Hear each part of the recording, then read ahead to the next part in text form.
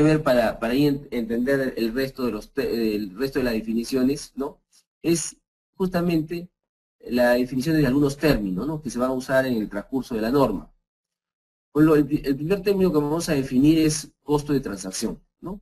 ¿A qué le llama costo de transacción la norma? Mire, los costos son los costos de venta de un activo o la transferencia de un pasivo en el mercado principal o más ventajoso. Después vamos a ver o vamos a definir qué cosa es un mercado principal o más ventajoso, porque de esa forma vamos a saber qué valor razonable debemos tomar, ¿no? Dice la transferencia de un pasivo en un mercado principal o más ventajoso para el activo o para el pasivo que son atribuibles directamente a la disposición del activo o a la transferencia del pasivo y que cumplen los dos criterios siguientes, ¿no? Proceden directamente de una transacción y son parte esencial de esta, y B, no se habrían incurrido, por otra parte, en la entidad si no se hubiera tomado la decisión de vender el activo, transferir el pasivo o hacer otra operación, ¿no? Es decir, básicamente un costo de transacción, si voy a poner un ejemplo, si uno decide comprar una acción, por decirte, hablando de activos financieros, si uno decide comprar una acción en la Bolsa de Valores de Lima, digamos, y paga 1.000 soles por la acción, no solamente me va a costar los 1.000 soles, sino me va a tener que costar la comisión que le tendré que pagar al broker, ¿no? A la gente, la comisión que le tendré que pagar a la bolsa. Entonces, esos costos, digamos, adicionales que son inevitables, ¿no? A raíz de que estoy comprando la acción, esos son costos de transacción.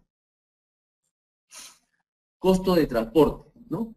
¿Qué son los costos de transporte? Son los costos en que se incurrirá o se incurriría para transportar un activo de su locación presente a su mercado principal o mercado más ventajoso, ¿no? ¿Qué es enfoque de mercado? Es decir, los enfoques de mercado, ¿no? Es una de las técnicas, va a haber técnicas para encontrar el valor razonable, y estas técnicas van a estar en tres enfoques. Uno de esos enfoques es el enfoque de mercado, ¿no? Dice, enfoque de mercado es una técnica de valoración que utiliza los precios y otras información relevante generada en una transacción de mercado, que involucra activos, pasivos, o un grupo de activos y pasivos idénticos y comparables, es decir, similares, tales como un negocio, ¿no? ¿Qué es enfoque del costo? Que es otra técnica, otras técnicas de valoración, ¿no? Dice, es una técnica de valoración que refleja el importe que se requeriría en el momento presente para sustituir la capacidad del servicio del activo, ¿no? A menudo conocido como el costo de reposición corriente, ¿no? Es cuánto me costaría si yo quisiera reemplazar este activo hoy día, ¿no? Y digamos, existen técnicas de evaluación bajo este enfoque de costo. Y el tercer enfoque, ¿no? Es el enfoque de ingresos, ¿no? Dice las técnicas de evaluación que convierten los importes futuros, por ejemplo, los flujos de efectivo de ingresos y gastos, en un importe presente, único, es decir, descontado. La medición del valor razonable se determina sobre la base del valor indicado por las expectativas del mercado presentes sobre esos importes futuros, ¿no? En otras palabras, el enfoque del ingreso es básicamente lo que nosotros conocemos como la técnica de valor presente, ¿no? En sus diferentes matices. Entonces, estos son los tres enfoques. ¿Y por qué habla de técnica de valoración? Porque vamos a ver más adelante que, digamos, si uno no puede obtener en forma directa el valor razonable, va a tener que emplear alguna técnica de evaluación para obtener el valor razonable. ¿Qué es flujo de efectivo esperado? Dice la medida ponderada por la probabilidad, es decir, la medida de la distribución de los flujos de efectivo futuros posibles, ¿no? Es decir, ante, digamos, supongamos tres posibilidades de flujos, esos flujos se ponderan por la probabilidad que ocurra, y digamos la sumatoria ponderada de esos flujos me va a dar el flujo esperado, ¿no? Máximo y mejor uso, ¿no? ¿Qué cosa es el máximo y mejor uso? Este es el criterio que se usa básicamente para encontrar el valor razonable de los activos, ¿no? Activos no financieros.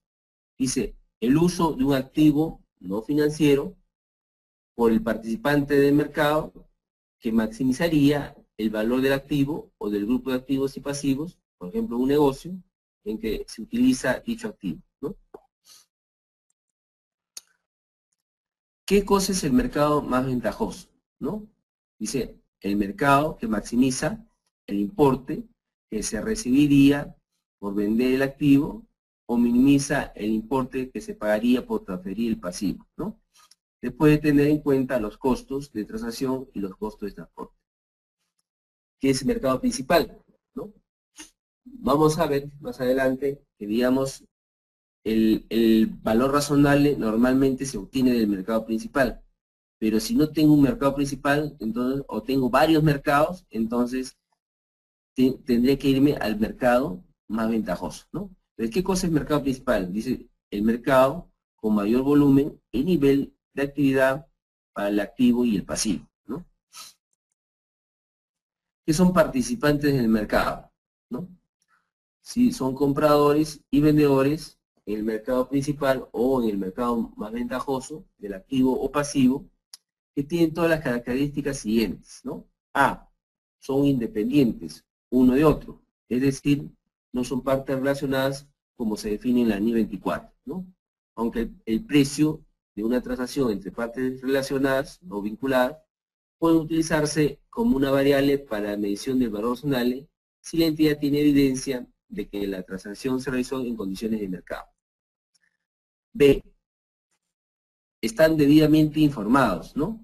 Teniendo una comprensión razonable del activo o el pasivo que utiliza en la transacción toda la información disponible, incluyendo información que puede obtenerse a través de esfuerzos con la diligencia debida, que son los usuales y habituales, ¿no?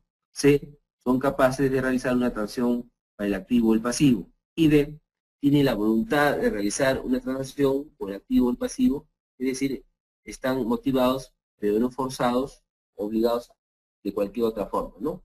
Es importante este tema, ¿no? Digamos, para obtener ese valor razonable, obtener valores de referencia, las operaciones o las transacciones tienen que ser libres, ¿no? Es decir, no valen los precios que son forzados, es decir, porque digamos el operante está en problemas económicos y tiene que vender sus activos a valor de liquidación, entonces esos valores no sirven para los valores razonables, ¿no? O sería una venta forzada, obligada. Acá tenemos dos definiciones, precio de entrada y precio de salida. Y vamos a ver más adelante que, digamos, el valor razonable está básicamente referido o definido como un precio de salida, ¿no? Entonces veamos primero qué significa precio de entrada y precio de salida. Dice, precio de entrada es el precio pagado por adquirir un activo o recibido por asumir un pasivo en una transacción de intercambio. ¿Qué cosa es precio de salida? El precio que se recibiría por vender un activo o se pagaría por transferir un pasivo. Este precio de salida es como se ha definido, se va a tener como referencia para el valor razonable. ¿Qué es una prima de riesgo? ¿No? Dice compensación buscada por los participantes del mercado al versus el riesgo. Va a soportar una incertidumbre inherente a los flujos efectivos de un activo y un pasivo. También se denomina ajuste de riesgo. Un poquito explicando esto, digamos, si digamos, pongamos una empresa A le hace un préstamo a una empresa B, y digamos, y le hace dos préstamos, ¿no? Supongamos que un préstamo se lo hace a 3 meses y el otro préstamo se lo hace a 3 años. ¿Cuál será la tasa de interés? La tasa de interés del préstamo a 3 años será más alta que la tasa de interés de un préstamo a 3 meses. ¿Por qué? ¿Por qué? Porque la tasa de interés a 3 años, ¿no? Como tiene una mayor incertidumbre en que los flujos regresen, ¿no? Porque puede pasar N cosas, entonces a la tasa libre de riesgo se le suma una prima de riesgo, ¿no? Y por eso la tasa del ese préstamo a 3 años es mayor, porque tiene esta prima de riesgo, ¿no? Porque el riesgo a 3 años es mayor que a 3 meses. ¿Qué es riesgo de incumplimiento? ¿No? Dice, el riesgo que una entidad no satisfaga una obligación.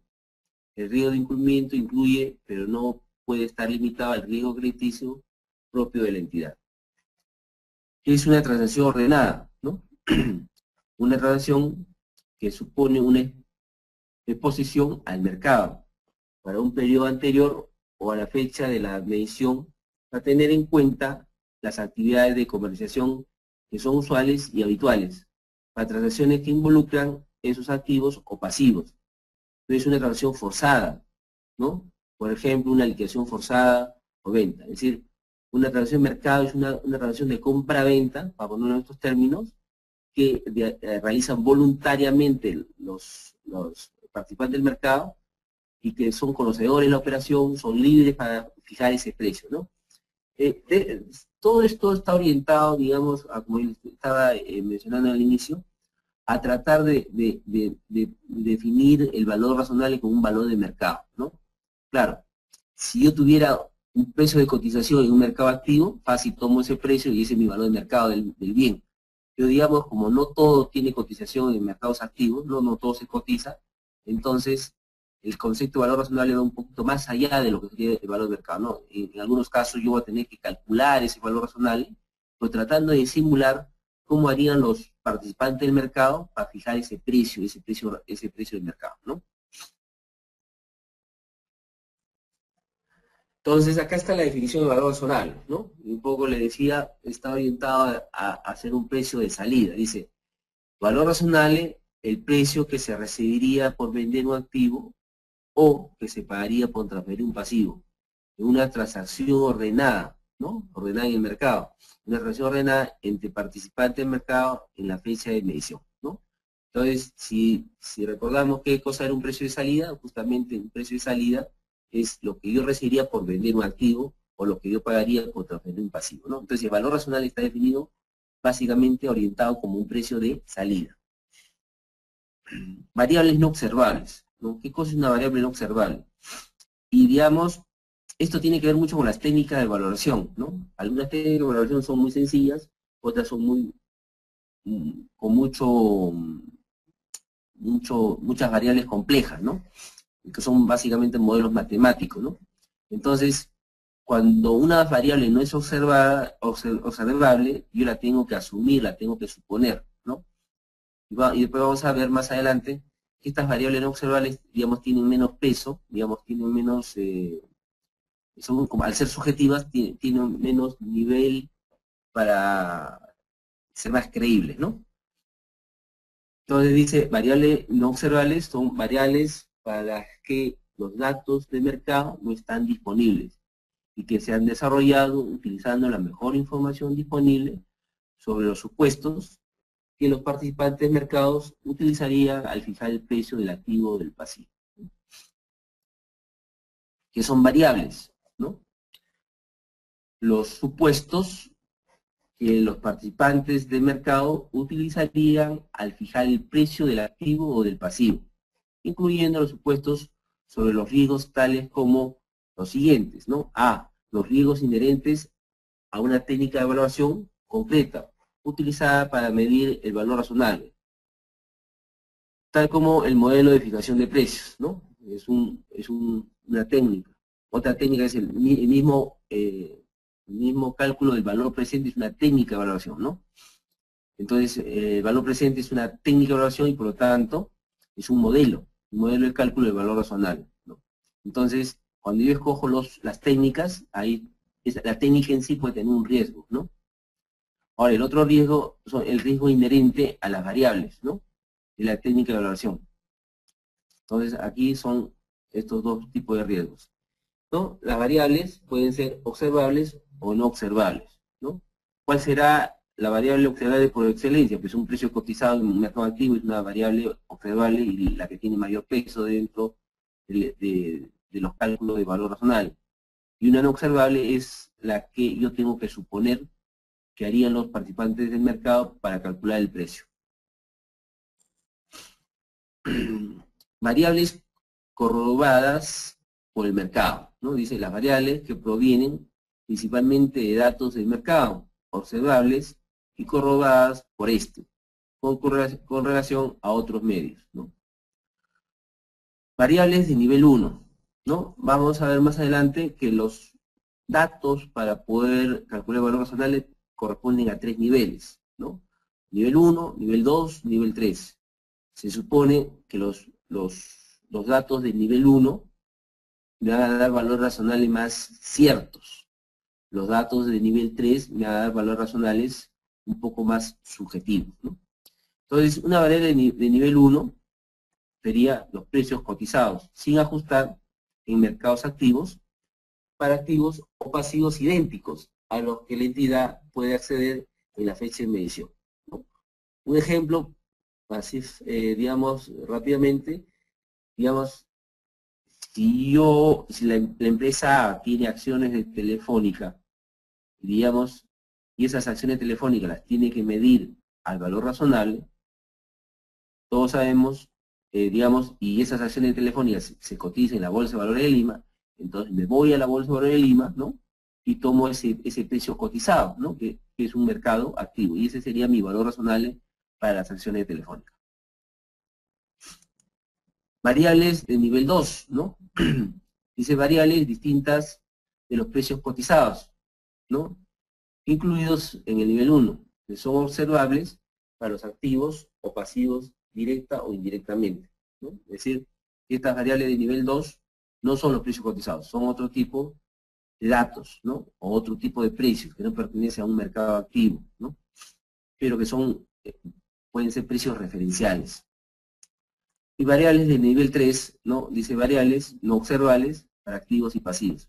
Estas variables son datos que, digamos, al momento de estar valorando o usando un modelo, no un modelo de valoración, una técnica de valoración, tengo que asumirlos, tengo que suponerlos, ¿no? ¿Y cómo lo supongo? ¿No? Tratando de simular el mismo razonamiento que tendrían los participantes del mercado al fijar el precio, ¿no? Variables observables, ¿no? Dice variables que están desarrolladas utilizando datos del mercado, ¿no? Tales como información disponible públicamente sobre los sucesos o transacciones reales y que reflejan los supuestos que los participantes del mercado utilizarían al fijar los precios del activo o del pasivo.